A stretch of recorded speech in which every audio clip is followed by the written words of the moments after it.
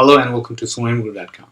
In this lecture, we're going to talk about what we're going to learn through this entire curriculum or course of Ruby class. Okay. The first thing we're going to actually learn is the string class in Ruby. Okay. So we're going to learn about what string is. Okay. We're also going to learn about the string methods. Okay. What are the different methods of string? Okay. And what are the common methods of string that you're going to use? Okay. In Ruby. Okay. Then we're also going to learn about the integer class in Ruby.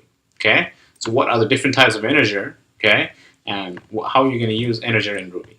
Okay, and we're also going to talk about the integer methods. Okay, then we're going to talk about the float methods. Okay, then we're also going to talk about the conditional execution. Okay, also called an if and else conditional execution. Okay, we're going to learn how you can write an if and else conditions. Okay, so we're going to talk about if and else and if conditions.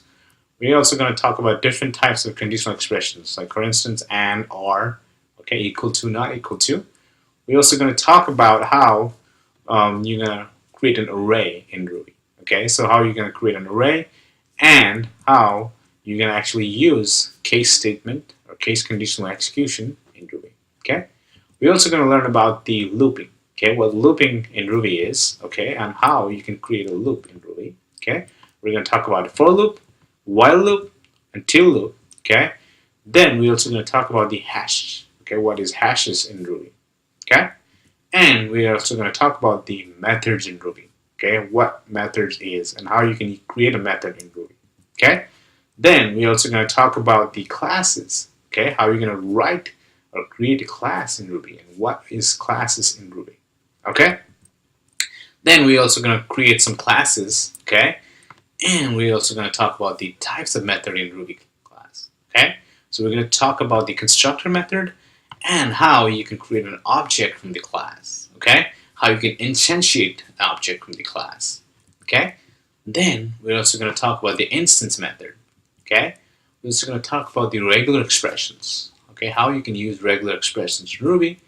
We're going to talk about the variables in Ruby. Okay, what are the different types of variable? Instance variable, class variables, global variables, local variables, and constants. So we're going to go through each variables, class variables, global variables, local variables, instance variables, and so on. Okay. Then we're also going to talk about the object-oriented programming, or also called OOP concept. Okay.